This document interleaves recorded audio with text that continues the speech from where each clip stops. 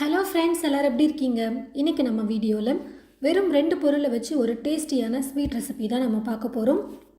முதல்ல ஸ்டவ்வை பற்ற வச்சுக்கிட்டு ஸ்டவ் மேலே ஒரு கடாய் வச்சுட்டு கடாய் நல்லா சூடேறினதுக்கப்புறமா 1 கப் அளவுக்கு எள்ளு சேர்த்துக்கிறேன். நான் எடுத்துருக்கிற எள்ளோட வெயிட் வந்து பார்த்திங்கன்னா கிட்டத்தட்ட ஒரு 175 கிராம் அளவுக்கு இருக்கும். ஒரு சில டைம் நம்ம கடையில் எள்ளு வாங்கும்போது கல் தூசி எல்லாம் இருக்கும், அதெல்லாம் இல்லாமல் நல்லா சுத்தமாக இருக்கிற மாதிரி பார்த்து சேர்த்துக்கோங்க. கடாய் நல்லா சூடேறினதுக்கப்புறமா ஸ்டவ்வை வந்து லோ ஃப்ளேமில் வச்சுக்கிட்டு குறைஞ்சது 3லிருந்து 5 நிமிஷத்துக்கு எள்ளை வந்து நல்லா வறுத்தெடுத்துக்கணும்.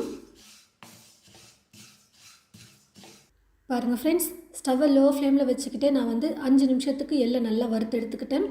கொஞ்சம் லைட்டாக எள்ளோட கலர் வந்து பார்த்திங்கன்னா மாறி இருக்குது. ரொம்ப தீஞ்சிடக்கூடாது, கொஞ்சம் லைட்டாக கலர் மாறி வர வரைக்கும் நம்ம வறுத்துக்கிட்டால் போதும். இப்போ திரும்பவும் ஸ்டவ்வை பற்ற வச்சுக்கிட்டு ஒரு பாத்திரம் வச்சுட்டு அந்த பாத்திரத்தில் வெல்லத்தை வந்து நான் சேர்த்துக்க போகிறேன். நான் வந்து பார்த்திங்கன்னா 1 கப் எள்ளுக்கு 1 கப் வெல்லம் வந்து சேர்க்குறேன்.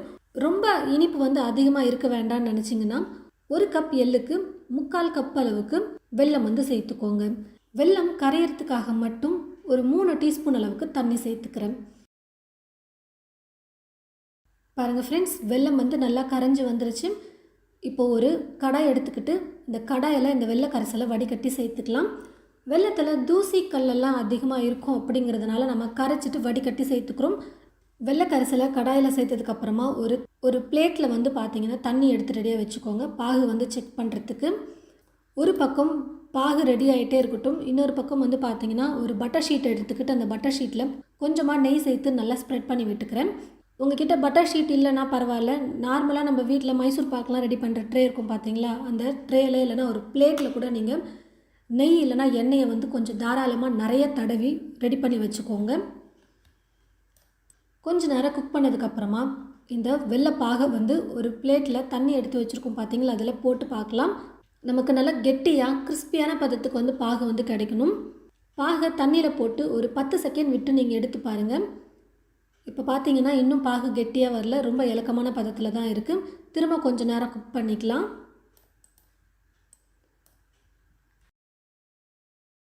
பாருங்கள் ஃப்ரெண்ட்ஸ், இப்போ பாகு வந்து பார்த்திங்கன்னா நம்ம சொன்ன அதே பதத்துக்கு வந்துருச்சு. தண்ணியில் திரும்ப பாகு எடுத்து போடும்பொழுது போட்டதுமே டக்குன்னு வந்து பார்த்திங்கன்னா நமக்கு எடுக்க ஈஸியாக வரணும், நல்லா கெட்டியாக இருக்கணும். ஒரு பிளேட்டில் தட்டும்போது நல்லா சவுண்டு வரும். கொஞ்சம் ஜவ்வு மாதிரி இருக்கிற பதத்துக்கு நம்ம எடுக்கும்போதும் தட்டில் வச்சு தட்டும்போது சத்தம் வரும். ஆனால் நீங்கள் அந்த பதத்தில் எடுக்கக்கூடாது. நல்லா கொஞ்சம் தாராளமாக தட்டில் பாகை வந்து சேர்த்துட்டு எடுத்து நீங்கள் உடைக்கும்போது நல்லா மொறுன்னு உடஞ்சி வரணும். பாருங்கள், இந்த மாதிரி பாகை வந்து உடைச்சா உடையிற பதத்துக்கு வரணும். இதுதான் கரெக்டான பதம். இந்த அளவுக்கு பாகு கரெக்டாக ரெடி பண்ணதுக்கப்புறமா ஸ்டவ் ஆஃப் பண்ணிவிட்டு இது கூட 1/4 டீஸ்பூன் அளவுக்கு ஏலக்காய் தூள் சேர்த்துக்கிறேன். 1 டீஸ்பூன் நெய் சேர்த்துட்டு நல்லா கலந்து கொடுத்துட்டு கூடவே நம்ம வறுத்து எடுத்து வச்சுருக்கிற எள்ளையும் சேர்த்துட்டு நல்லா மிக்ஸ் பண்ணிக்கலாம். பாகு ரெடியானதுமே எல்லா பொருளையும் சீக்கிரமாக சேர்த்து நல்லா கலந்துட்டு நம்ம ஸ்ப்ரெட் பண்ணி விட்டுடணும். ரொம்ப நேரம் ஆச்சுன்னா ரொம்ப கெட்டியாகிடும். அதுக்கப்புறம் நம்மளால் நல்லா ஸ்ப்ரெட் பண்ணி பீஸ் போட முடியாது, கஷ்டமாக இருக்கும்.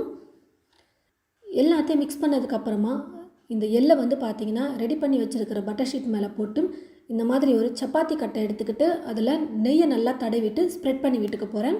உங்களுக்கு எந்த அளவுக்கு பர்ஃபி வேணுமோ அதுக்கேற்றது போல் மொத்தமாக வேணும்னாலும் நீங்கள் லைட்டாக ஸ்ப்ரெட் பண்ணிக்கோங்க. மெல்லிஸாக வேணும்னாலும் நீங்கள் வந்து நல்லா ஈவனாக ஸ்ப்ரெட் பண்ணி விட்டுக்கோங்க. பாருங்கள் ஃப்ரெண்ட்ஸ், இந்த மாதிரி நல்லா ஈவனாக கொஞ்சம் நான் மெல்லிஸாக வந்து ஸ்ப்ரெட் பண்ணி விட்டு எடுத்துக்கிட்டேன். நல்லா இந்த மாதிரி ஈவனாக ஸ்ப்ரெட் பண்ணதுக்கப்புறமா உடனே நம்ம வந்து பார்த்திங்கன்னா கத்தியை வச்சு பீஸ் போட்டு வச்சுக்கலாம்.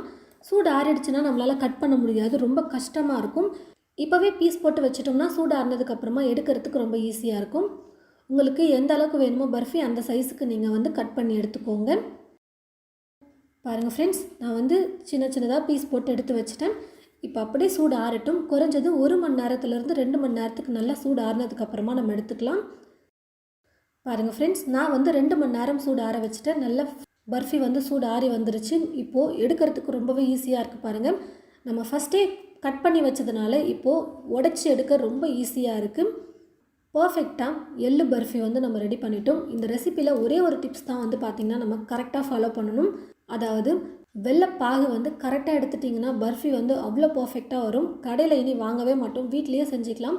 ஒரு 15 நிமிஷம் இருந்தாலே போதும் இந்த பர்ஃபியை வந்து ரெடி பண்ணிடலாம். நான் சொன்ன அளவு வச்சு நீங்கள் ஒரு 15 நிமிஷத்துலேயே பர்ஃபியை ரெடி பண்ண முடியும்.